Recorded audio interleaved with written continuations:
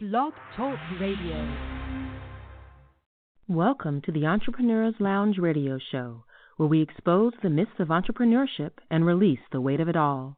Real people, real issues, and real talk with expert solutions. So sit back, relax, and enjoy the show as we welcome our host, Alicia Brown, the Joy Guru.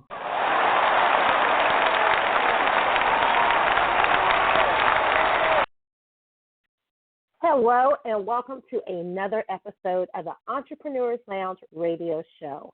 As you heard, I am your host, Alicia Brown, the Joy Guru, and tonight's conversation is sensitive but necessary. Now, if we really think about it, how many times have you had a stressful day, maybe a stressful work project or work week, and you couldn't wait to go home and kick back with your favorite meal, a nice glass of wine, beer, or your favorite beverage of some sort? Or maybe you have those coworkers that just look for a happy hour every single week. And I know one of my old favorites was to go to the local Mexican restaurant where we knew we can get a nice strong margarita and then some chips and dips. Now, while this practice may seem harmless for some, when have you really gone too far? And when can you say because something is socially acceptable doesn't mean it's a good thing? One of the things I shared on our radio show Facebook page was some of the drinking habits of those who were uberly successful. And I don't know about you, but people like Warren Buffett, of course, we know he's a millionaire. He's considered one of the most successful investors in the world with a net worth of $82.5 billion. He does not drink. Also, you have John D. Rockefeller, who is no longer with us, but at his time, oil magnate, one of the richest men in the world, and he never touched alcohol. And then even our current president, Donald Trump, does not indulge in alcohol. And the reason why is very interesting. For you that don't know, he was quoted as saying, "I learned a lot from my brother Fred." Here was this fantastic guy who got caught up in the alcohol and ultimately died from alcoholism. So these wealthy and influential people may know something we don't know, and our guests tonight are definitely going to educate us on the dangers of alcohol, especially for the life of an entrepreneur. Now, before I introduce our first expert, I do want to say this. I want to give a disclaimer that this show, our social media accounts, and any related content offered is done in the hopes of bringing enlightenment and awareness to our listeners. They are not intended to diagnose, treat, cure, or mitigate in any way any disease or condition, or to promote any specific lifestyle, belief, religion, political affiliation, or other personal practice. We would encourage you to always seek the advice of a qualified health or clinical professional with any questions you might have, and never disregard professional help or medical advice or delay in seeking it because it's something you've read or in our content or heard on this show. And then one reminder, if you're listening via the internet or even you've called into our show, of course, the call number is 1-949-534-0604, and you can press 1 anytime to be live on the air and actually ask our show guests and experts questions. So, let me go ahead and introduce our first expert guest. Alcoholism expert and award-winning author Lisa Boucher is a registered nurse, the child of an alcoholic, and she can actually boast 29 years of sobriety. Actually, she has the gift to spot potential alcoholism in kids as young as 7 years old. And she believes that childhood is the birthplace of addiction and says that doctors help perpetuate addiction by misdiagnosing our drinking culture and actually creating alcoholics. So without further ado, I want you to help me welcome Lisa Boucher to the Entrepreneur's Lounge.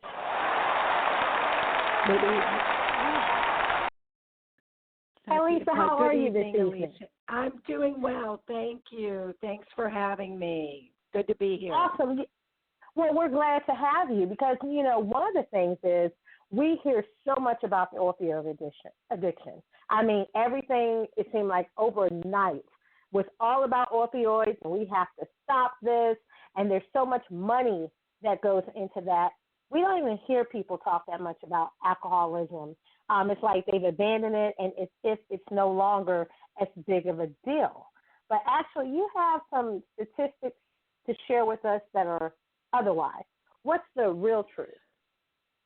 Well, the truth is that more people are dying from alcohol-related illnesses and accidents than they did in the opioid epidemic. I mean, last year, 88,000 people died from alcoholism, and 72,000 was the last figure I heard around the opioids. So, I mean, they're both astronomical numbers that could be prevented, but alcoholism or alcohol, more people are dying from it. But there is, like you just said, there is very little discussion about it because it is so socially acceptable and it's getting integrated into every aspect of our lives. And all you have to do is spend a few minutes on social media and you see how the wine, and like you were talking in your introduction, you know, the wine and the moms and the drinking and the relaxing, and it's all just married together. Yes. And why did they all of a sudden shift to opioids? I mean, if alcohol is still such a big problem, because some people don't realize that opioids is not as high as alcohol. So they're thinking, hey, you know, alcohol isn't really as big of a problem as it used to be. It's really this opioid addiction that is a big deal. What was the reason for the shift? Well, here's my opinion, and I know one of them is probably fact. People are dying. Alcoholism, you die very slowly. It's like a slow suicide, where with the opioids, when, you know, there were counties, I live in one of the highest counties for opioid deaths.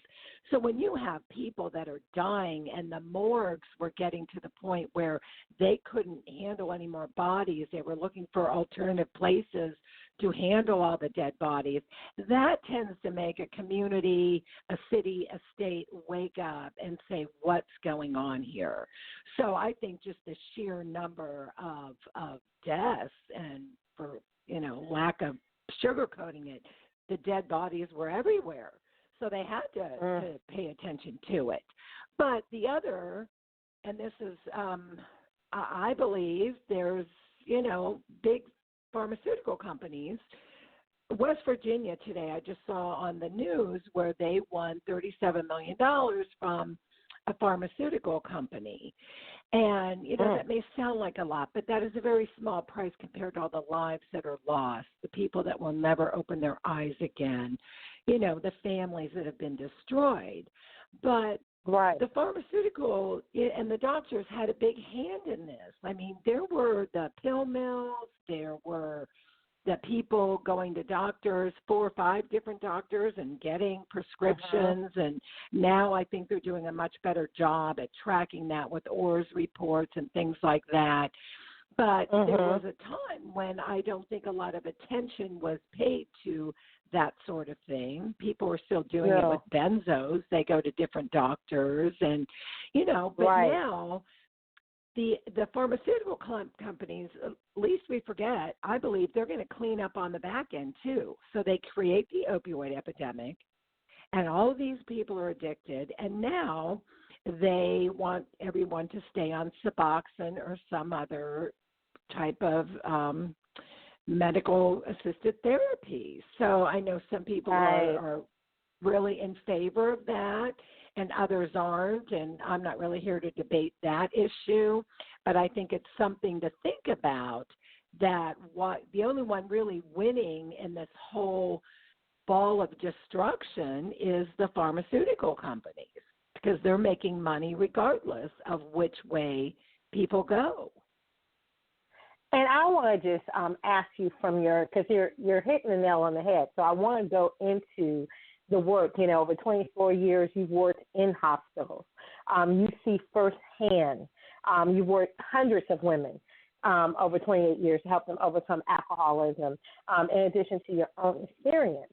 But when we look at the opioid addiction, I do understand a lot of the methods they're using to try to address it.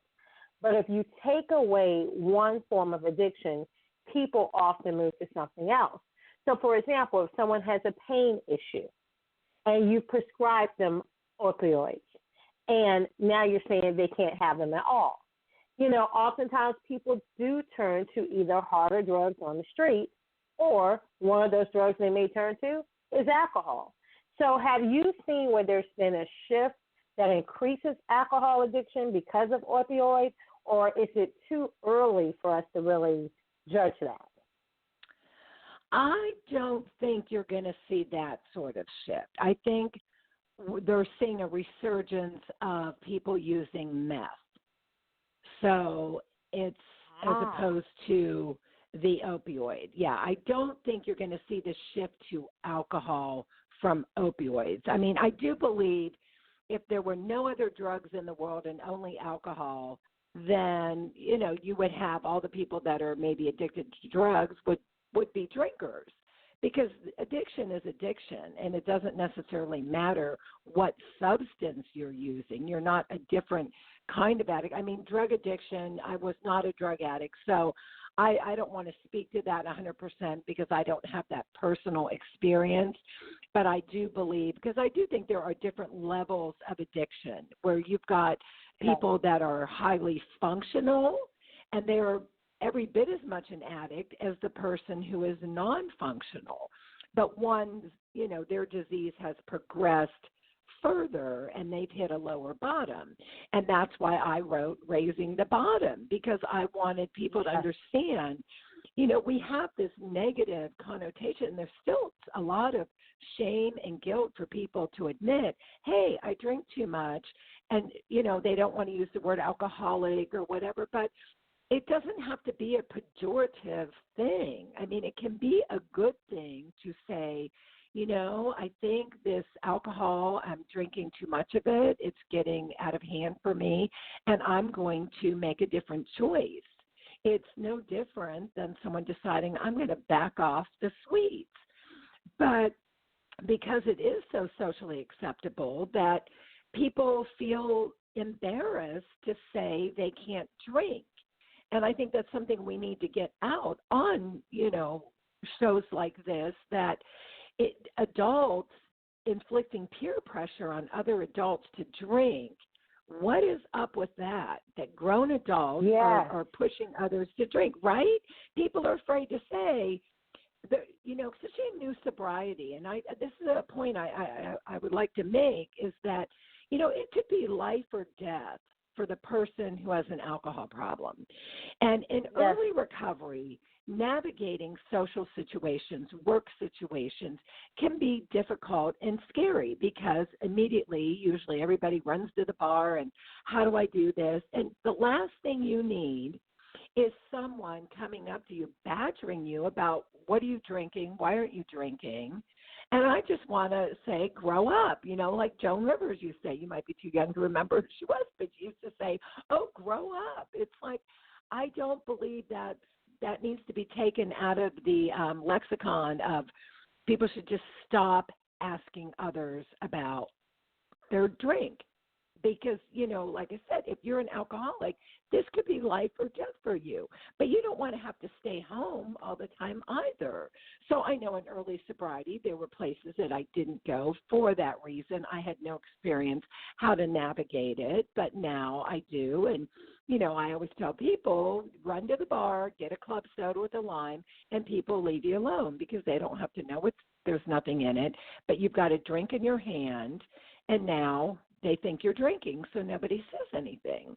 But it's we have to have all these tips and like a battle plan just to be social. And why is that? I guess I'm asking, why do adults feel like they need to pressure other adults to drink? Lisa, I don't fit this, and I'm glad you're asking those questions because I really don't think they feel like they're pressuring them to drink. It's almost like everyone else is doing it. So, it's almost like they're encouraging them to join in on the group and not be antisocial. But as you pointed out, we don't know. And we don't have to know. Someone could be a recovering alcoholic, or someone could just realize I struggle in this area and I need to cut back. For a variety of reasons, a person could make a decision just not to drink. So that insistent asking them to do it, like you said, in certain situations, it could be life and death. And one of the things I know is as far as the entrepreneur, and a lot of times, let's just use the example of professional conferences. There's a lot of deals and business conversations that will take place at a bar. And people will be up all hours of the night. So when you were going through that dialogue, I imagine how uncomfortable it would be for someone either trying to not drink, someone that has the alcohol addiction to feel like they're missing out, or if there is, in the case of how you just really pinpointed it, just basically adult peer pressure to have them to drink, what a trigger that could be. Right. For someone, I mean, my sons are young professionals now, and they're in sales and whatnot. And my son was noticed that he was at a situation where he was with his boss and a boss above him and some other sales reps. And he said he was very aware of how they were ordering shots and whatnot for yes. And I was sitting there thinking, and I thought, these corporations need to understand, what if you have somebody in recovery? And, if they're solid in recovery, they're going to know how to handle it. But if you're in that first 6 months, year, whatever, I mean, deer in the headlights moment, that could maybe they could lose their sobriety because of the guilt and the shame and just the sheer, I don't know what to do, that you find yourself slugging back the shot, and there goes your recovery that maybe you're 6 months into. So these kind of things, I think companies and people, especially people that are in managerial and, authoritative roles, they need to understand this, that not everyone can drink, and they need to back off of that kind of culture. And it's not saying you can't have alcohol around, but you need to have other options for people that don't drink, like you said, for a variety of reasons. I mean, there's a lot of people. I was reading an article that said millennials are starting to drink less. Maybe they're just sick of being drunk, bloated, sick, not getting promoted. All of the baggage that goes with that party life. You were saying the people that have been uber successful, they don't drink. I mean, I know I've heard some funny stories of people being at golf outings and with their company. And one guy, this is an old story, but it is still funny, but he could see his hotel sign from the golf course, and he was so drunk, he just got in his car and drove across the golf course, tearing it up and never made it clearly to the hotel. So, these kind of things can be career ending. So especially when you're in a professional situation, I think it's best, even if you are someone who drinks, why would you take the risk of drinking too much and embarrassing yourself, possibly ruining your career, because you can't unsay something, and people can't unsee something. So if they see you leaning or wobbling or slurring your words or anything like that, that's going to stick with them. You're absolutely correct. Risky. Yeah, it is. I think it's risky. Mm-hmm. And I remember a few years back, I was at a very noteworthy conference, and I just sat there. I remember it was like bittersweet, because some of the best deals, some of the best conversations, some of the best connections were at the bar. But I remember myself, I'm pretty much like a one-drink person. So, I can have one drink. I'm good. That's all I need. I'm not going to sit here with you and have drink after drink. That's just not what I do. But I watch people. When you talk about being a functional alcoholic, and I watch people get hammered, completely coherent, slurring their words, but completely coherent, and the next day remembered the entire conversation. I'm just looking at them like, if I drunk as much as you did, I wouldn't know anything I said to you that night before. I wouldn't know anything we discussed. I would probably have a aching headache, I just couldn't function. They could repeat back to me every part of the conversation they said. They followed up with the things they promised. So how much, I know you can spot, you said in children as young as 7, signs of alcoholism when something, but how much is too much, especially since we have that blurred line of people that are functional who really don't think they have a problem? Well, I think everyone is so different. I mean, there are people that can handle a lot more liquor than others. But here's right. When you were talking, okay, for me, I'll give you my experience. It wasn't so much that I drank any more than a lot of the young people that I was running with at the time. I mean, I was in my 20s. Mm-hmm.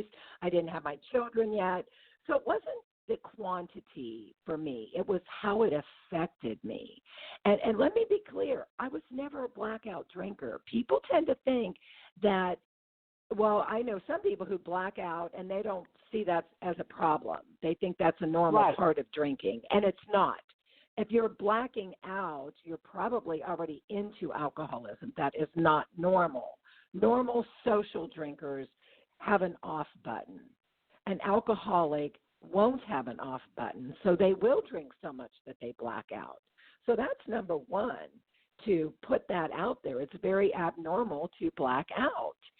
I know a lot of alcoholics that said they were blackout drinkers from the get-go. Well, that tells me, and they will second it, they didn't stop at 2 or 3. They kept drinking, because that's what alcoholics do. We tend to, but you can also be alcoholic, and this is kind of what made me quit, is there were times when I could still go out and have 2 drinks, literally, and drive everybody home. I was always a designated driver. But then there were other times when I would only plan to have a couple, and I would have far more. So that's another indication of someone who could be alcoholic. But again, people tend to, like you said, well, they remember the next day or whatever. That doesn't really mean they're not an alcoholic. That just means they have a good memory, or maybe they can hold it, because not everybody blacks out. Like I said, I never blacked out. I quit drinking long before I was, I don't know, maybe I would have been a blackout drinker, but I quit long before that because I could see the progression. So if you go out with someone, and like you said, you're a 2-drink person, so you go to the bar, you have a couple drinks, and then you leave, or you go somewhere else or have dinner, whatever. But someone who really likes to drink and who may have an alcohol problem will sit there and, like you said, till they're slurring their words, they're staggering. That's not normal social drinking. But we see so much of that. People have normalized alcoholism. It just seems to be like an everyday thing. I mean, even the day drinking, that's like a term now.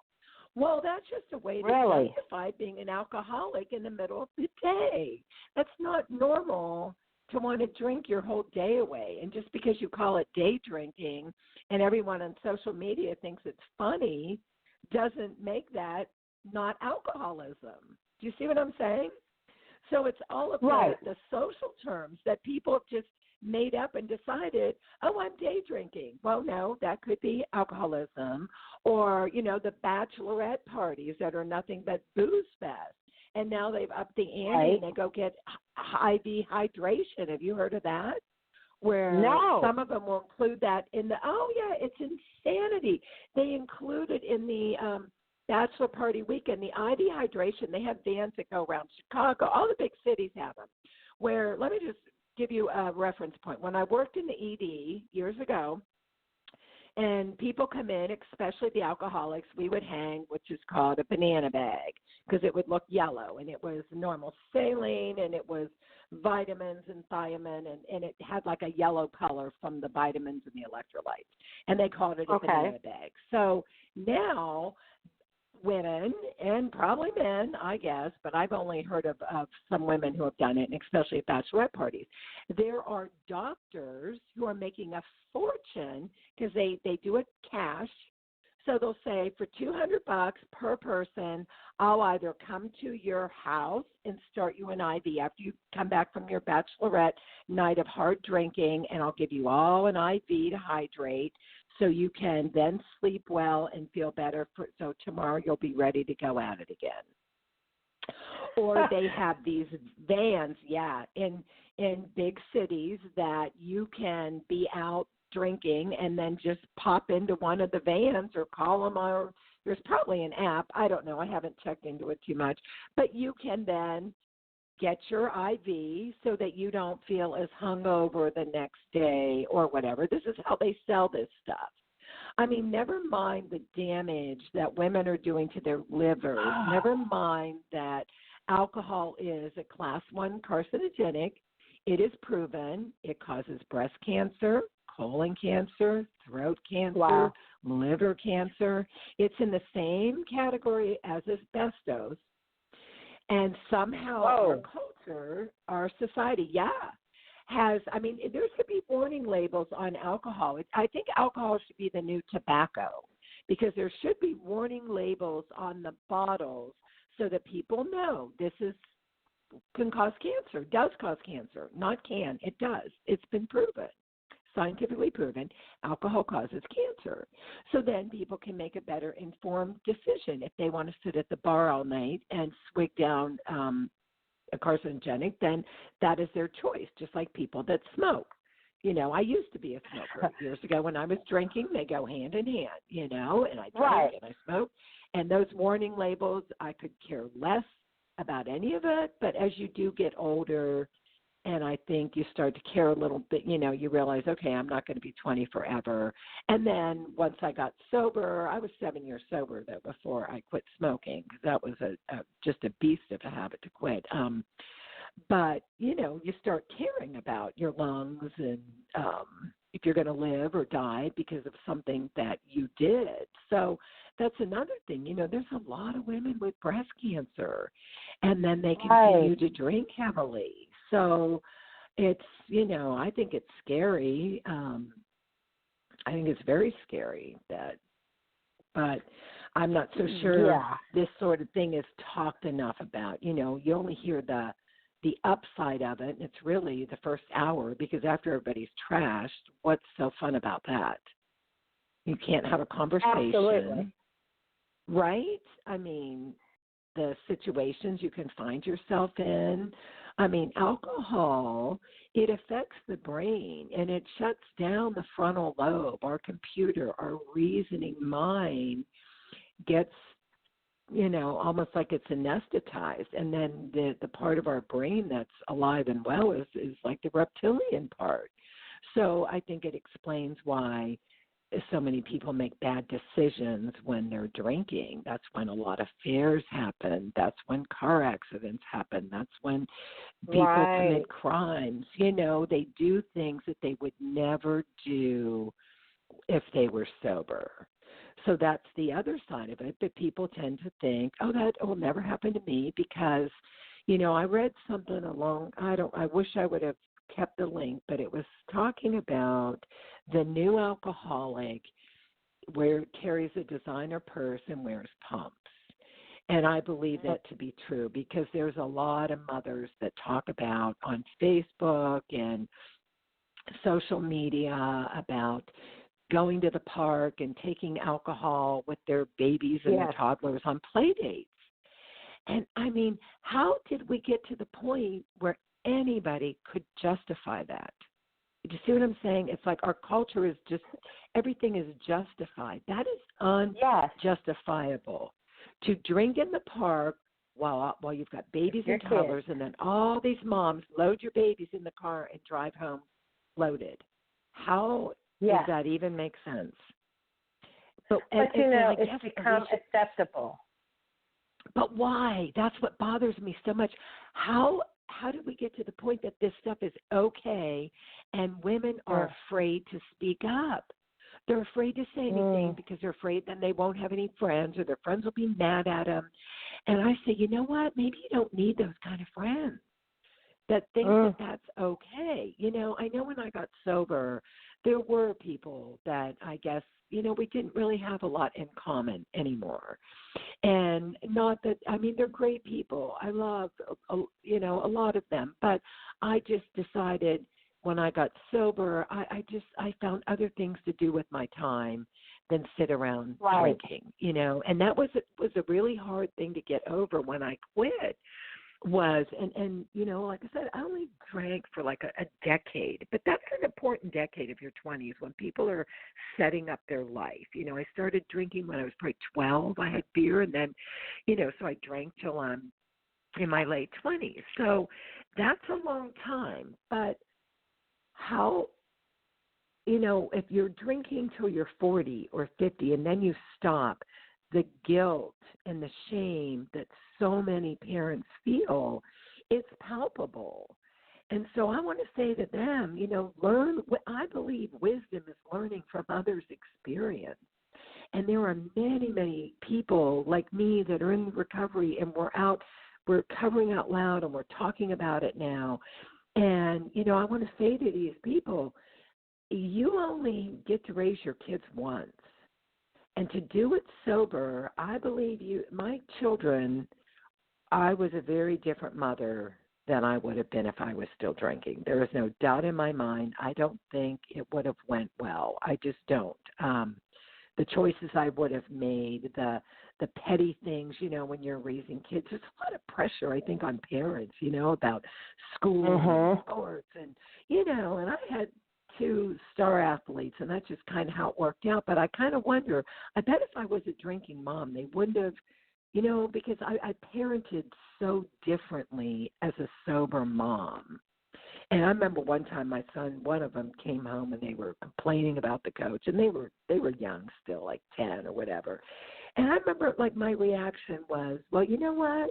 I don't really care what they said. You've got a basketball hoop in your driveway. You've got friends that have, one of their friends had a half-court basketball. You have a gym. You have the school gym. If you don't think you're good enough, you know what? Go practice. And that's how I handled that when he came home. Now, I bet if I was a drinking mom, still insecure, still wanting my kid to be the one and be the star, I would have fed into it. You know what I'm saying? Yeah. So it's just, I would have fed into it, and, oh, that coach, and maybe gotten on the phone, maybe, I don't know. But I just think my reaction would have been a 180 from what it was. And I think that was very helpful to raise the sons that I did, because I was a sober mom. And, you know, I guess I want to say to people, learn from those of us who, you know, and the other women who didn't quit young and have a lot of regrets and guilt and shame. And most of the hardest thing for them to forgive themselves has to do with things around their children.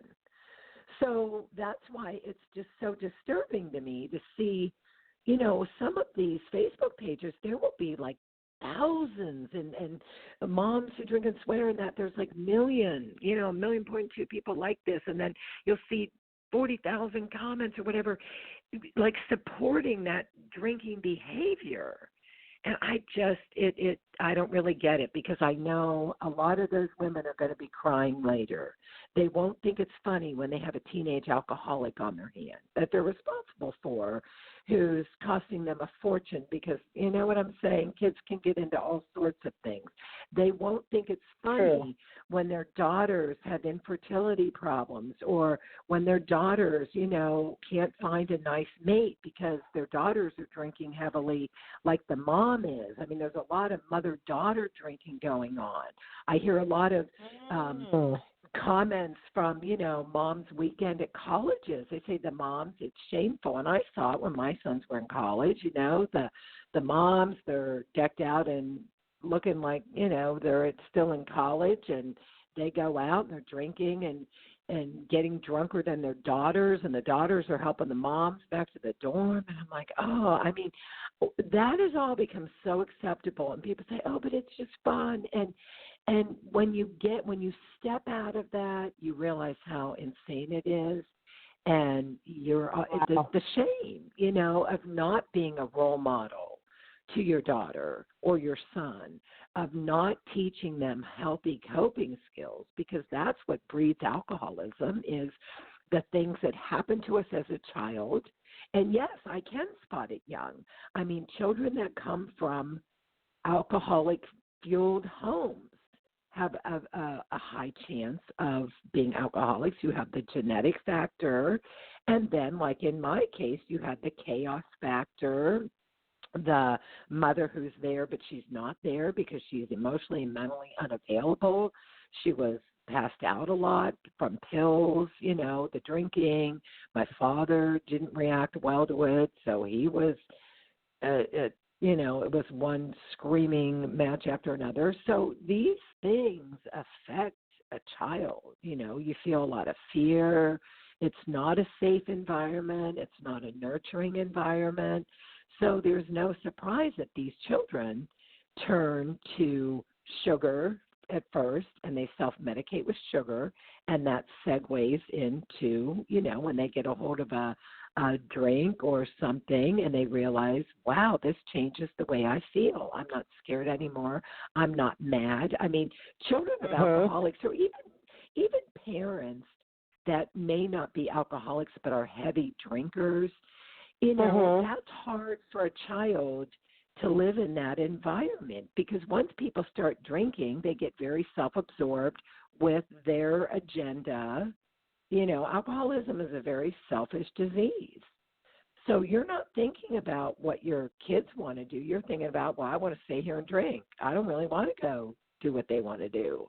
Or if we're going to go somewhere, we're going to go somewhere where I can still get a drink. So you base all your decisions selfishly around where can I get a cocktail, as opposed to what's best for my child. And that's how it just breeds in families and with children. And then you've got the ACE factor. I don't know if you've heard of that, but it's adverse childhood experiences. Right. And Dr. Galletti did that study. And so any early childhood trauma, witnessing domestic violence is very traumatic for children. Emotional neglect is traumatic. So there's a lot of, we tend to stereotype, and people think, oh, well, they have a nice house, or they have a great job, so everything's fine. Well, that doesn't mean anything. I mean, this is this disease of addiction. There are no demographics. And I think sometimes in affluent communities that the alcoholism and the drinking is off the chain, because there's more access with the wine cellars and the bars of all these, expensive liquors. And their whole life revolves around drinking. And this is all the children. I witnessed a scene not too long ago. It was an affluent family. I'm walking my dog. There's a party bus pulled up. There's kids, their children watching as the parents stumble out of the house with all this booze in their arms to get in the party bus to go party. And, children witnessing that. What does that tell your children? What is that, the role model? And I guess the question, and I talk about this in my book, is like, I think we need to start asking ourselves, is this who I want to be? Because most people drink because they feel insecure. They don't feel good enough. They don't feel like they belong. They're anxious. They feel socially awkward. So they're using alcohol really to break the ice and to make them feel okay. And, this is if you're more than a social drinker. But like I said, let's define social drinking. Why don't we define that? And then maybe people understand that everything else is not social. So in my mind and in my experience, the people that I believe are true social drinkers are someone who will have a couple cocktails maybe when they go to dinner once or twice a month, or they'll have a cocktail at the holidays, or maybe they'll even get drunk at Christmas, or at weddings or whatever. But alcohol is just that thing that's in the very back, in the background of their life. So they don't seek it out. They're not sitting at work going, yeah, I know exactly what bottle of wine I'm going to stop and buy on the way home. They're not going to turn down an invitation to some place where alcohol won't be served. I mean, I know some people, and I was like this when I was drinking, there's no way I'm going to a restaurant that doesn't have alcohol. There's no way I'm going to a party or anything that I can get a drink. But a social drinker isn't going to think like that. They will go to the place because, you know what? They go because they like the people. They want the relationship. They want the social interaction, you know. It's not because, well, I'm not her friend because she doesn't serve booze. It's like, well, I really like her, and so I can do things with this friend, and I don't care if we ever drink. Whereas somebody who's already leaning toward alcoholism is only going to be around people that drink. And when you have everybody drinks heavily, you think it's normal, but it's not normal. So you don't realize how abnormal heavy drinking is till you step out of it. So social drinking is the person who can go and have a few drinks. And like I said, forget about it for the next 2 weeks, maybe month, maybe 2 months. And then maybe, you know, the next month, maybe they'll drink 4 days that month or whatever. But it's just not an issue either way. They don't plan their life around it. They don't plan their day around it. They don't make it their reward at the end of the day. And that's how a lot of alcoholism starts for people, is it starts with the reward at the end of the day, and that one drink turns to two. And over time, because alcoholism is progressive, so it'll just escalate. And that's what I noticed with me. And, you know, when I got sober, my mother finally had gotten some help, and she had tried to find help. And this is all in the book, because what happened to her is shameful, and it's still happening to people today, because I see it all the time in healthcare, is people come in and they have underlying substance abuse, and repeatedly they're diagnosed with everything but, and they're medicated with antidepressants and antipsychotics, and they're sent on their way. And they come back and they come back, and their lives continue to deteriorate. And that's exactly what happened to my mother. They kept diagnosing her with, depression and anxiety, and she's taking handfuls of, you know, Quaaludes and benzos and God knows what else. And then she was, you know, drinking. How in the world could they not have figured that out? But it was 25 years of doctors and therapists and psychiatrists. And finally, when she had an accident, they finally pieced it together and was like, oh, she needs to go to rehab. Well, she went to rehab, and she never looked back, and she never took another pill other than, you know, like for medical, like blood pressure or something. So, this is hurting a lot of people to get these mental health diagnoses while they're heavily drinking. I don't understand why a physician would do that, because, and I know people lie. So maybe there are doctors that ask, and then they say, no, I don't drink, or I only have 2. But if somebody is honest about their drinking, or even people that are on antidepressants. So, okay, you're taking an antidepressant because you have a problem with depression, but then you continue to drink every day, which is a depressant. So how does that make any sense? So I would say to them, well, why don't you not X alcohol out of your life completely? And if they find they can't do that, or even the thought of doing that for even a month is terrifying, then that might be their real problem, is alcoholism, not depression. Do you see what I'm saying? Exactly. Yeah, that's the way we need to be looking at it. Like, it makes little sense. If you're on an antidepressant, don't continue to drink a depressant. But a lot of people that take antidepressants, you tell them that, and they look at you like you're Medusa. There's no way they're going to cut alcohol from their life. So that right there tells me, well, your problem probably is underlying alcoholism that you just don't want to address yet. And because you're functional, and because you can take this antidepressant and say, well, I'm depressed, but you know what I'm saying? So I think there's just a huge disconnect in education, in the messaging, I mean, we're bombarded with commercials for all these pills and that. When if you're depressed, take an antidepressant, make sure you exercise, get outside, get under that green canopy. They've proven in Shinrin-yoku, it's a Japanese word for forest bathing, that the being outside in nature, it increases your immunity, decreases depression, decreases anxiety. So these are things that people do in sobriety, but you don't have to wait till you're sober to start trying to live a healthier life, with exercise, with finding other coping skills beside rewarding yourself with a glass of wine at the end of the night. And for some, I had an aunt who drank one beer her whole life, and I think she was 101 maybe when she died. But clearly she wasn't an alcoholic because she only drank that one. But most people don't stop at one or even two. If they say in the big book of Alcoholics Anonymous, if you don't know if you're an alcoholic, the best way to find out is go out and go to the bar and have 2 drinks, no more, no less. And if you can do that the rest of your life, 2 drinks, then you probably don't have a problem.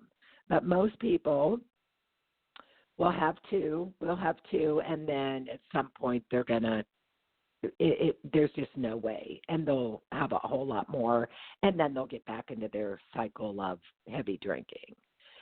So, but I think we need to redefine social drinking. Social drinking is not getting IV hydration because you drank so much. Social drinking is not bachelorette parties that are 3-day booze fest. That's not normal for young women to drink from 11 in the morning till midnight. It's just not. And just because you're saying, well, we're having mimosas, and then we're going to escalate to Bloody Marys because now we're going to have brunch. We can dress it up any way we want, but alcohol is alcohol, and alcoholism, you can put whatever outfit you want on it, but it is what it is. It's a propensity to drink too much. It destroys lives. It destroys health, and that's the reality of it. And it destroys so many families and relationships. And with something that does that much damage, why do we encourage it so much? Lisa, you've given us a lot of food for thought. You've fortunately given us the clinical side without making it boring, but just on the various aspects of how this can affect the family, the career, your thought processes, your response.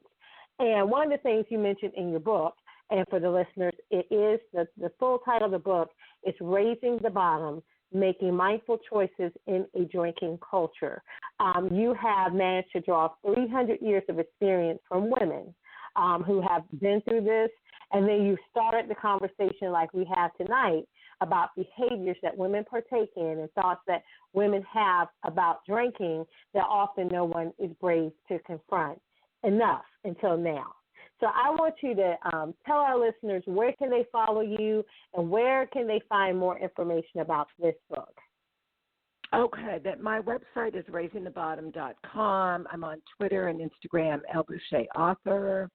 The book is available pretty much anywhere online, Amazon, Barnes & Noble, just wherever books are sold. And it's in select bookstores, and any bookstore can order it. And it's also online at Target, Walmart.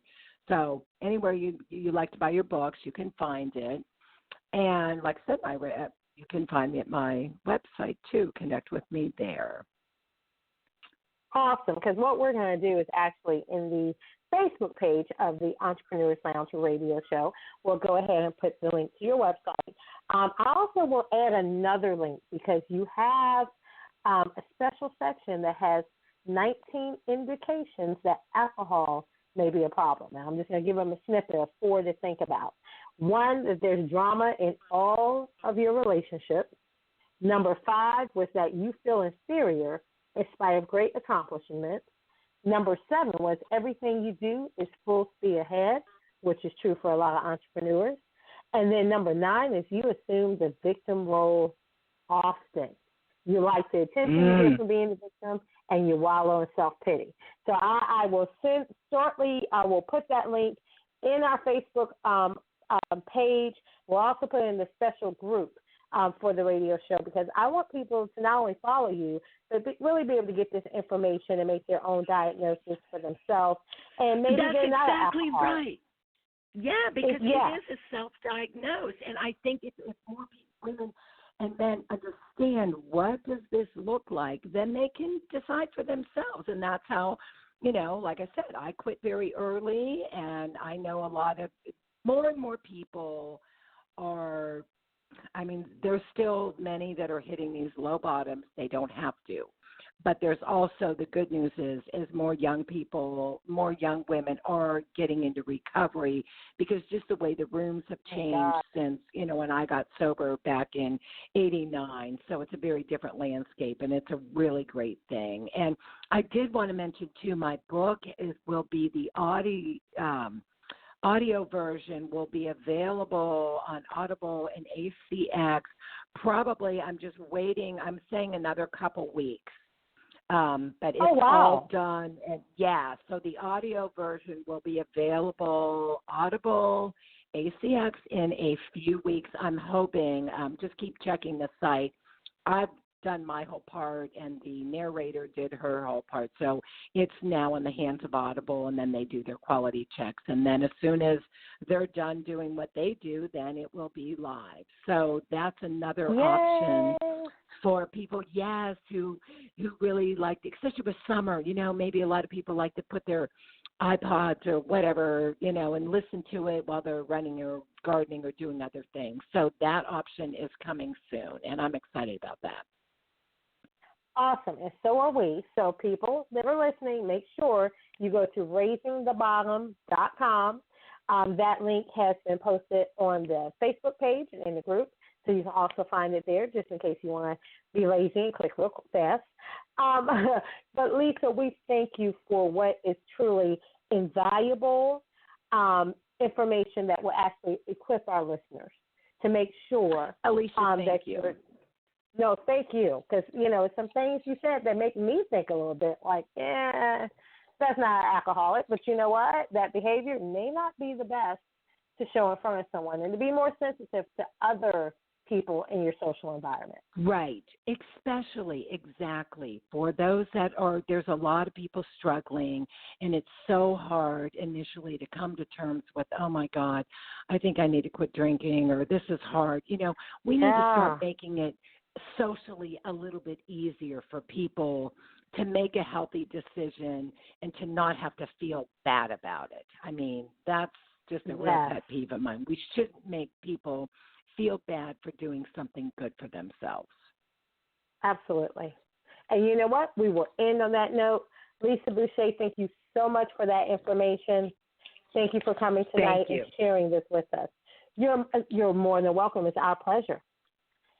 And for our listeners, I'm going to just take a quick second, take a quick commercial break, but we're going to be right back with a very special surprise guest, as I promised. So you want to make sure you stay tuned to the Entrepreneurs Lounge radio show. The reason that people don't want to deal with what's holding them back is because it does not feel good to look back. So the easier thing to do is to live in what I call your condition zone. It's not a comfort zone because it doesn't make you comfortable. You're just familiar with it. Letitia Bates, Certified Life Coach. So I'm always working with my clients to meet them at their needs. I am listening to where they are. I do have to help them move to that next level, but we're going to go slow, and what they can expect from me is kindness, respect, and compassion. Go to atthewheelcoaching.com and start driving your life back to higher ground. What I help you do is understand anything that you've gone through, you've already survived. That's why you're here. And we can work together to deal with those uneasy feelings and help you move forward. Go now to atthewheelcoaching.com. Have a great book idea, but clueless as to where to start? Or perhaps you published a book before and your sales were disastrous. Exactly why are you sitting on your vision as well as your wealth? Hi, this is Alicia Brown, the CEO of Fruition Publishing Concierge Services.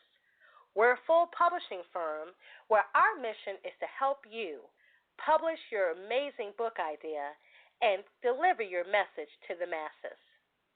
So visit us at fruitionpublishing.com to find out how you can connect with us and be our next best-selling author.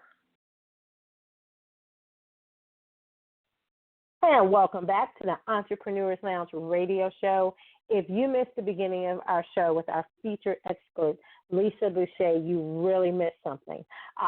She gave us so much information to really think about, not just from the perspective of an entrepreneur, but just as the perspective of a mother, if you're a parent, as a business professional, some of the things that we really need to be sensitive to and be mindful of in our daily interactions as they pertain to the use of alcohol.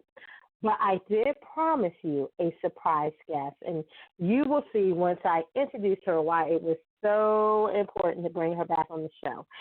She was one of our featured expert guests just on our April 18th show. I don't know why I can't speak today. Maybe I'm so excited. She also can boast 35 years of sobriety herself. Now, she was a featured speaker on our April 18th show entitled Stand Out from the Crowd, How to Give Your Business the Spotlight It Deserves.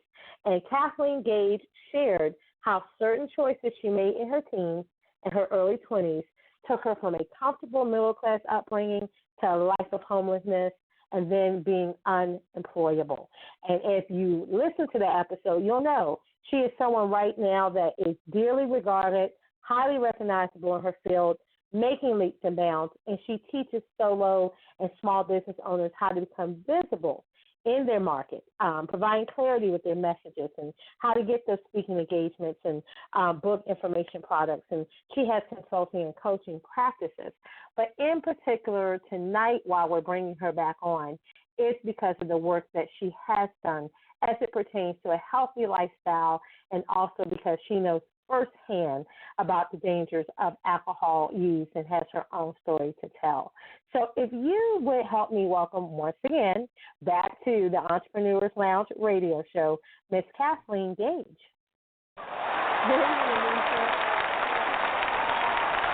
Hello. I love that and I'm intro. so glad. I love that intro. Yeah, thank you. You know, you're awesome. And I just was thinking about tonight's episode and the information I knew Lisa would share and just this topic and what you shared with us last time. I'm like, we have to get Kathleen Gage back. Let's just see if she's available to give us her perspective as well, because like Lisa, this is firsthand what you lived, what you went through.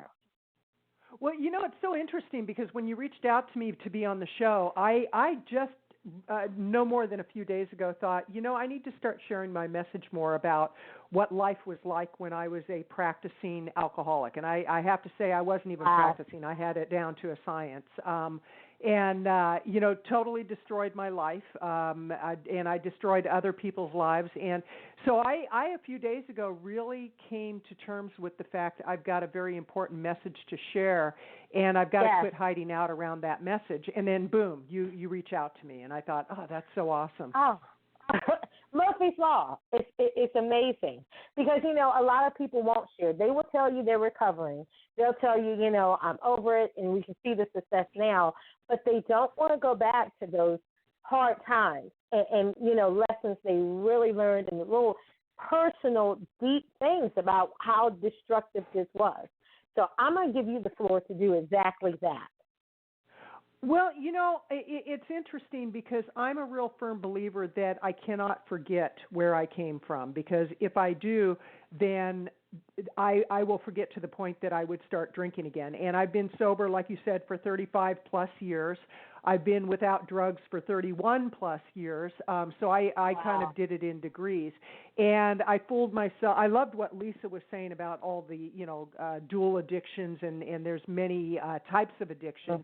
And for me, it was real apparent the destruction that alcohol was in my life. I was one of those blackout drinkers. I was one of those fall down drunks. I was one of those people that got to a point I couldn't hold down a job because I couldn't stay sober long enough to hold down a job. So it wasn't like a hidden thing at all. I got run out of bars. I got run out of grocery stores. I got run out of theaters. I mean, we're talking like one of the most obnoxious drunks that you could run into. And I was vulgar, I was violent, I was depressed. And so it was real apparent I had a problem, but there was a period that I just couldn't quit. No matter how hard I tried, I couldn't quit. And it wasn't until I literally just got to my knees and I turned my life over to God. I said, God, I can't do this on my own. I was suicidal at the time. I had tried to kill myself and I couldn't even do that. So I felt like even more of a failure. And, a lot of times people think I'm joking when I say that. And it's like, no, this is the real deal of alcoholism. Right. And it runs in our family. My mother was an alcoholic. Yeah, it's very prevalent in our family, and in many families it is, and we kind of brush it under the carpet. So when I quit drinking, it was like, okay, I got it all figured out, and I started going on this whole positive thinking train where I was getting every book I could on positive thinking, listening to, at the time it was like cassette tapes, so I'm going back a few years, and I thought I had it figured out until drugs took me down. And I turned into a major pothead, and it was not until I surrendered to that also that I was able to really get sober. And I actually took somebody to an AA meeting because I felt she needed it. I had it figured out, I thought, and I had white-knuckled it to get sober. Took this friend to a meeting, and I heard somebody say, until I gave up everything, I wasn't sober. And it was as if that person was speaking to me, and all of a sudden I was like, wow, I've been lying all this time. And so I think, we all come to sobriety, those of us that are going to get sober. We come to it in our own way, but it's through the experience, strength, and hope of others that we can hear a story that will resonate with us, and we can say, that's me.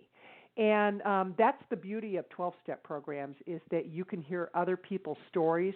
And I know there's people that get sober through religion. I know there's people who get sober through recovery homes. I know, so 12 steps isn't the only way, but it's a very powerful way. I want to ask you, Kathleen, you talked about when you were in the bar and you were one of those people that you had to drink throughout the day and you got thrown out of the bars and you were belligerent. At what time were there different signs that were so visible in your various professional environments, in your home environment, where you wish that someone would just have stopped you and said, you have a problem? Well, Alicia, it's interesting because people did tell me that, and I would stop hanging out with them, but I couldn't do that with my parents. I would just get angry at them, and my dad said, you've got a real problem with drinking, even though my mom was a practicing alcoholic at the time. And so it wasn't as if people didn't tell me. It took what it took. And I can't say that I had much of a professional life while I was drinking. I had minimum wage jobs. I barely could keep jobs. I got fired from jobs. So it wasn't like I was Miss Entrepreneur at that time. Literally, it took me getting sober and being sober a few years before I started on a path to a career. And quite seriously, the first job I had after getting sober, and I mean, I was running and gunning when I was out there using and drinking, and the first job I had a friend who was in recovery, and she had a landscaping business, and she goes, I need to put a water irrigation system in this location. Would you work for me? And she paid me very, very little amount of money, but it felt so good to be digging in the dirt. It felt so good to make an honest day's wage, because when I was drinking, I would do literally anything to get the money to get my drugs and alcohol, and it's like I'm working on a memoir right now, and there's going to be pieces of it in the memoir. But there would be people that would be totally shocked with the things that I did to get my drugs and alcohol. But and it's so interesting that your timing of inviting me on the show. It's like I've come to terms with the fact that I need to share my story because people look at me today. I'm an award-winning author. I'm an award-winning speaker. Right. I'm an award-winning entrepreneur. And I used to crave those things. It was like I wanted the recognition. And it was because my self-esteem was so low, the recognition would give me what I thought I needed. And what I realize is that the further away I am from a drink, the closer I am to my next drink. And, it took me a while to really get that, but it just means that I can forget what it was like, and I don't ever want to forget because the thing about alcoholism, they say that it continues to develop in you. You may not be drinking, but it will develop in you unless you have a spiritual practice that keeps it under control. And so for me, I look at 35 years of not having a drink and what my last drunk was like. I don't ever want to experience that again.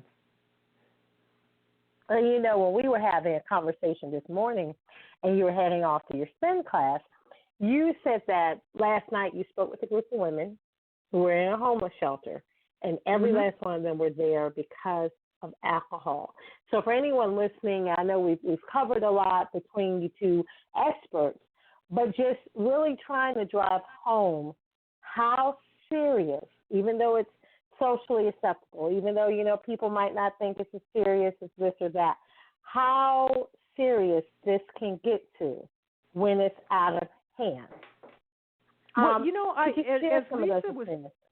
as Lisa was talking, I was writing down the names of people that at one point we really admired who got taken down by drugs and alcohol. Whitney Houston. I mean, who would have thought? Oh, God, yeah. Who would have thought? I mean, she was just like at the pinnacle of her success and then just started going down, down, down. Yep. Elvis, Michael Jackson, Freddie Mercury. Yeah. I mean, the list goes on and on. These are people we know, but we all have people in our family. I had a nephew who at the age of 42 died of alcoholism.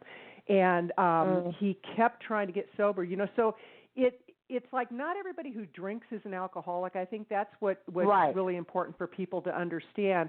But I also think it's important, like what Lisa and you were talking about, that there needs to be a level of respect for those of us who don't drink, don't try to impose drinking on us. I went to a social gathering recently where somebody jokingly said, "Hey, let me get you a glass of wine." And I said, I don't really think that's very funny. And he got that was kind of that he had crossed a line. But I have to tell you, when I go to conferences, I'm everybody's friend because I've got the drink tickets and they know I don't drink. So it's like I've got leverage. But as far as the homeless shelter, I do different types of service work, and it keeps me in check with what the reality of my disease is. And when I was at the women's shelter last night, there was one woman who had a very, very successful career at one point, and here she was living in a shelter. And I said, "Well, tell me, how did you get here?" And she was blaming all these things outside of herself. I said, "Keep going, because you really haven't hit on the truth yet." And finally, she said what the truth was, and I said, "There." And then she started blaming other people. I said, "You know what? You need to get over yourself." And I had people that did that to me. I had a sponsor in AA who said, "You need to get over yourself. You need to quit being so arrogant. You need to quit thinking you've got it all figured out because you're nothing but a drunk." And I was like, "What?" And I was so offended. But she knew how to push my buttons in a way that it would get me to take the action I needed to take. But it was so interesting because with the women last night, it was a small group. There's 60 women who live at the home, and only a handful came into the room to have a conversation with me. But what was interesting is people were popping their head in, looking in the door, because it got around the room very quickly that the woman leading the meeting had 35 years of sobriety, and they wanted to see, what does somebody that has 35 years of sobriety look like? And we all look different. It's like, there's no set look or feel to somebody who has 35 years of sobriety or 30 years or 20 years or 5 years. And early on, I remember asking somebody who had quite a bit of time, I said, how do I get 10 years of sobriety? I said, I want 10 years of sobriety. And he goes, do you really want to know? And I said, yeah, I want to know. How do I get 10 years of sobriety? He said, you stay sober one day at a time for 10 years, and you'll have 10 years. And it was like, oh, okay. And, I was so out of it that I couldn't even figure out that, 10 years means 10 years. And I have this belief in life that when we say we want something, it's not necessarily the thing we want, it's who we become on our way to getting the thing. Because who I am at 35 years of sobriety is very different than who I was at 10 years of sobriety. Absolutely.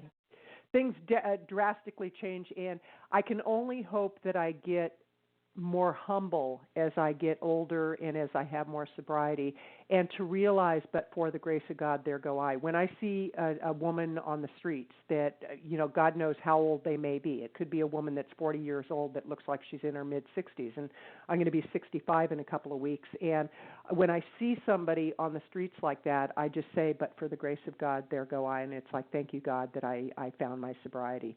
And I know that for me, it's so important to really stay in a level of gratitude, because we can forget how hard it was. We can forget that one drink can take us down. And that's for alcoholics. I'm not talking to everybody. This is not a blanket statement.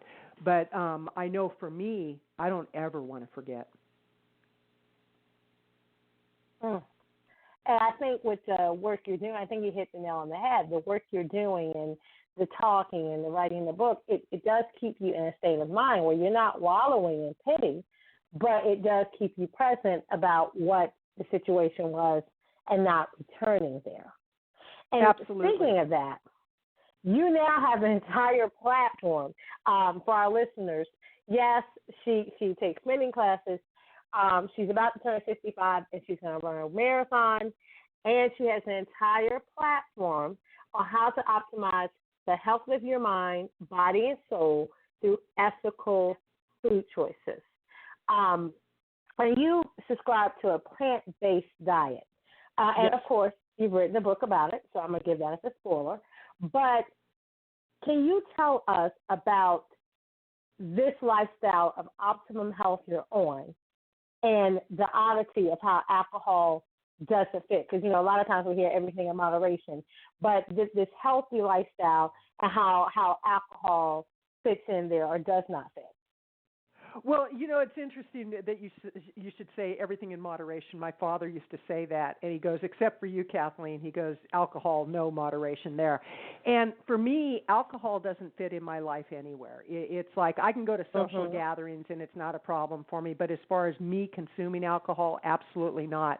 And I look at, like, my health practices when I was drinking, I would go days without eating, and then I would gorge myself. I was extremely overweight when I was drinking a lot. Then I got really skinny because, I was married to a man that was rather abusive, and he pointed out how heavy I was and that I was a drunk. And so I figured out the solution to that was to take a lot of speed, and this is when crosstops were really popular, and I literally went 3 months without eating, and all I did was speed. And I went down to about 105 pounds, ended up in the hospital. So my personality is such that it's very black and white at times. It's like very extreme. And I've had to accept that and make it work for me. And so for me, I realized that there are choices I make around food, around alcohol, around exercise, around the people I surround myself with, the business choices I make. Every day I make a choice that I'm either going to live fully and I'm going to really honor the life I've been given, or I'm going to basically just piddle it away. And so for me, the whole idea of being able to have accountability around my health, I look at our health situation in our country, in the United States, how out of control the healthcare costs are. And I don't want to be at the mercy of our healthcare system if at all possible. I want to do everything in my power to have as much control as possible. Now, can I have 100% control? No, absolutely not. But I can make choices that give me a better quality of life. For example, I'm at real high risk for colon cancer. I've had some precancerous polyps found in my system, and so that is the precursor to cancer. Well, I could continue to eat an unhealthy diet. I could continue to consume a lot of sugar, and that's something you and Lisa also talked about was consumption of sugar, and that's another addiction. Or I can say, I don't need to be doing that because I want a quality of life that only a healthy lifestyle will give me. Mm-hmm. So, these are all personal choices. What's that? No, I said that is something to think about. Absolutely, absolutely. And for me, it's like I'm not going to impose my way of life on people. I will share my way of life, and like I can write a book about it, I can talk about it, and then if somebody is inspired by it, maybe they'll make a change that's a positive change in their life. But I think what we have to also look at with the whole issue of alcoholism is that when you overeat, you're probably not going to go get in a car and have a blackout and crash into something. When you drink, you can do that. There are plenty of people that can't take back that one decision they made to get in a car when they were drunk. But for the grace of God, there go I, that I never killed anybody. And right. I didn't end up permanently disabled because of my drinking. Having been in the rooms of Alcoholics Anonymous for as many years as I have been, I've heard some pretty horrendous stories. I've seen some horrendous stuff. One gal, she actually got caught in a house fire as a result of her drinking. Another guy, he tried to blow his head off, and he lived through it. He lives with that for the rest of his life.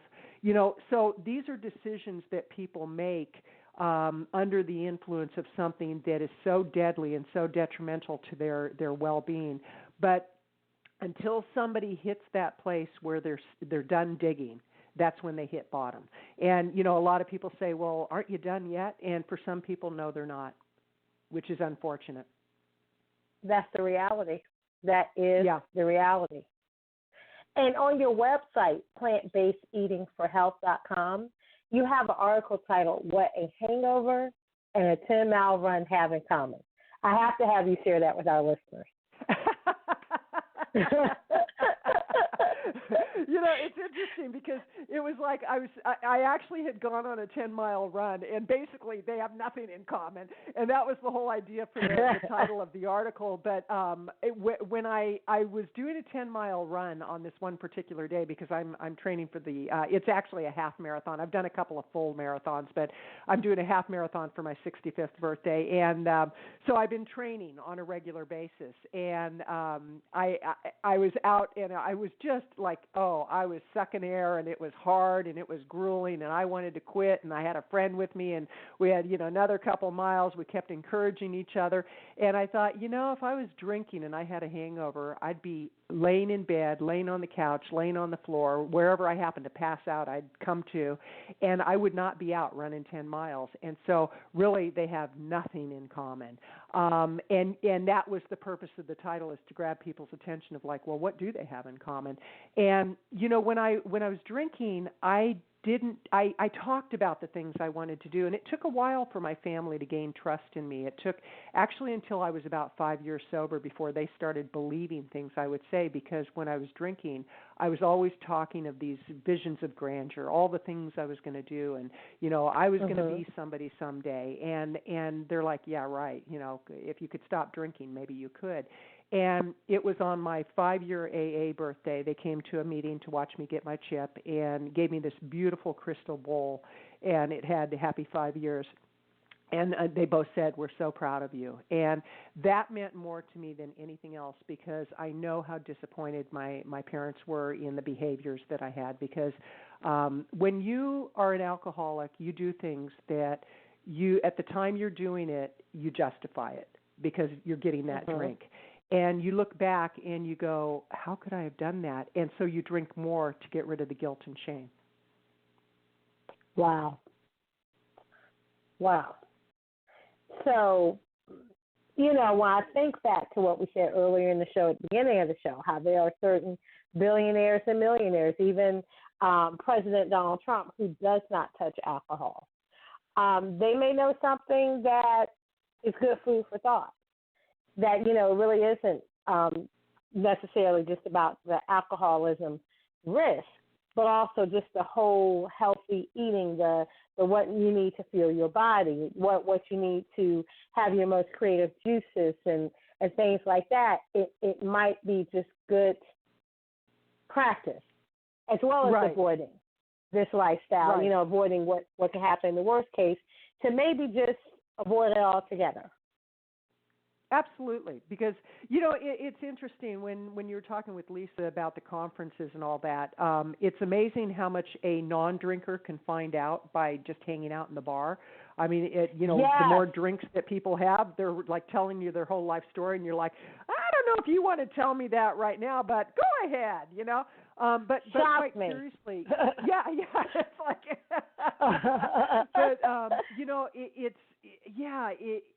it just comes down to really the quality of life we want, and some people are more prone to being alcoholics than others. But I remember years ago, I was this was probably about 20 or 25 years ago. There was a guy that kept coming in and out of program. He would be sober for a week, go out and get drunk, be sober for a month, go out and get drunk. And this just went on and on for probably a year or two. And one evening we're having a meeting, and there's probably about 40 or 50 people in the meeting, a lot of newcomers, a lot of women from a shelter. This was in Utah. And this guy walks in, and he's drunk, the guy that had been in and out, and he's got a gun in an AA meeting. And he starts cussing and going, whose head am I going to blow off? And I mean, he was like dead drunk. He had a gun in his hand. He was out to kill somebody. Fortunately, his sponsor was there. His sponsor kind of talked him down, took him outside. It turns out the gun was loaded.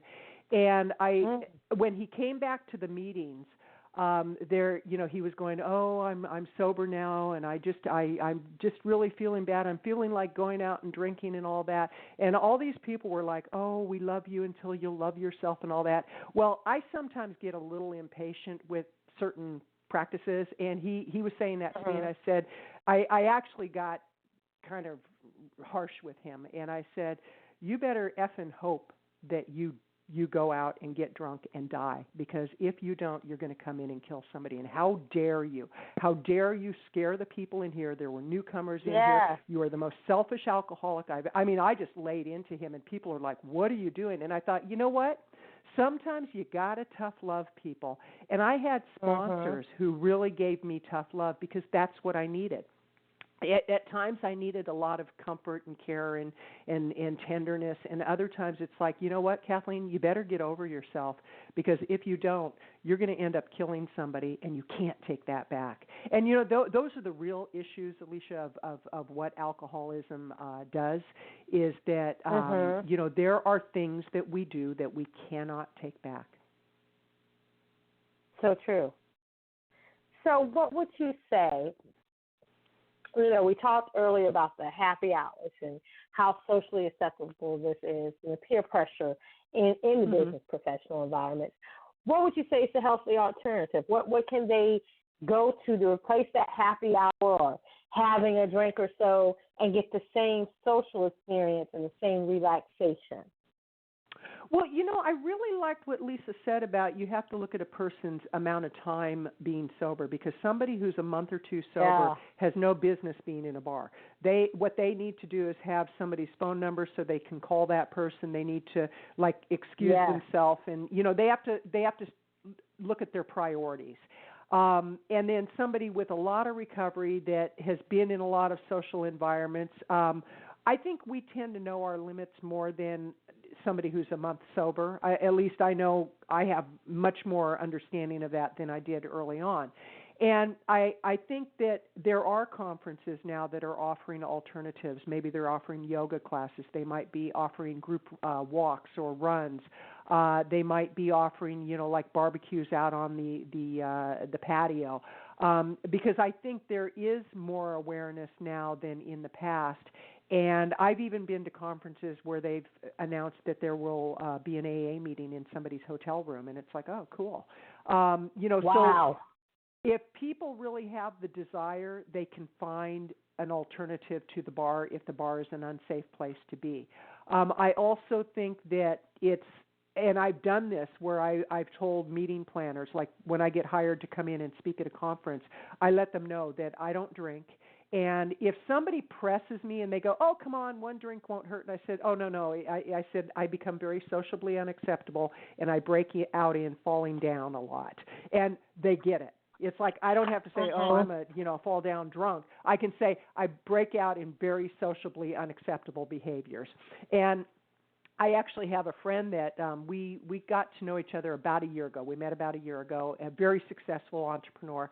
And she and I were at a business meeting, and she goes, I bet you would be fun if you had a drink, because she knows I don't drink. And I said, I need to tell you I'm not. And I really need you to respect that. And that's all it took.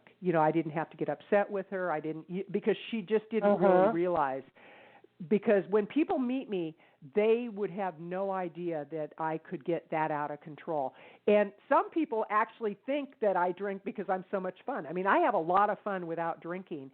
And so I think really what it is you might even look for people who are non-drinkers. Like if you go into let's say they're having a buffet and they're serving alcohol, look for the person who's getting the Coca-Cola. Look for the person who's getting the glass of water or the cup of coffee, and maybe just to hang out with them and say, oh, I notice you're having a Coke. Do you not drink? And that can start a very interesting conversation. Or if somebody says something, there's an expression, are you a friend of Bill W's? Bill W. was one of the founders of AA. And when somebody goes, are you a friend of Bill W's? If they are in 12-step program, they'll go, yes, actually, I've known Bill for about 10 years, or whatever it may be. And people who have no clue what that is, they'll go, no, what does Bill look like? And it's like, oh, that's okay. But they don't know the code. Yeah, there's little ways to tell and all that, but the most important thing is you have to really want your sobriety. For somebody who's in recovery, you have to want your sobriety more than you want that drink. That's all it boils down to. And once you've been shown what the truth is of what sobriety can do, and you make it's a conscious choice. Nobody just happens to have a drink fall down their throat. It's like there's a premeditation to taking that drink. And so if you have, they call it slippery slopes. If you have slippery slopes showing up, if you have, like these thoughts coming like, oh, one drink wouldn't hurt, that's when you need to talk to other alcoholics. You need to talk to people who understand. And it's really about setting priorities. And as always, you give us information and tips that we can actually walk away with and actually apply for the betterment of our health. Now, I do want to mention to listeners that, and congratulations, by the way, your blog has awarded as top 20 vegan fitness blog. Pretty big deal since your platform is based on the plant-based eating for health. So please let our listeners know how they can follow you and get more healthy tips and more information. I would love to. Thank you for asking.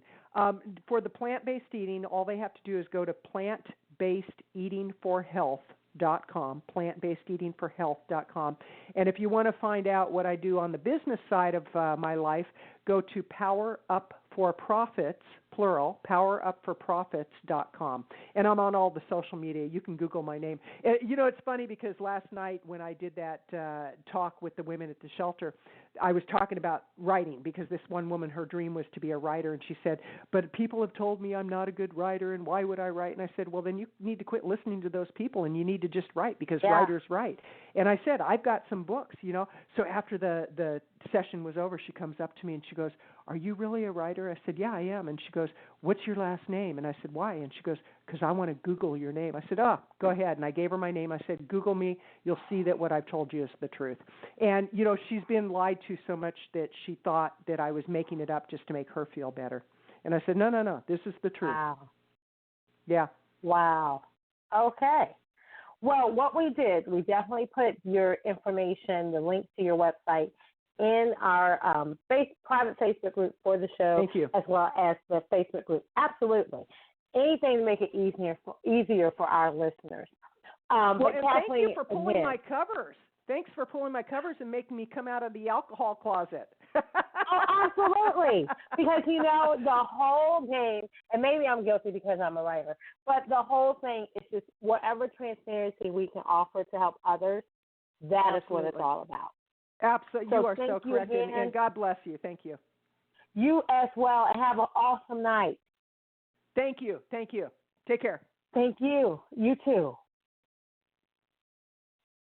Thank you for listening to this episode of the Entrepreneur's Lounge, where we expose the myths of entrepreneurship and release the weight of it all. Real people, real issues, and real talk with expert solutions. Make sure you stay tuned to our Facebook page and thejoyguru.net for show updates, announcements, and to learn how you can be a guest on our show.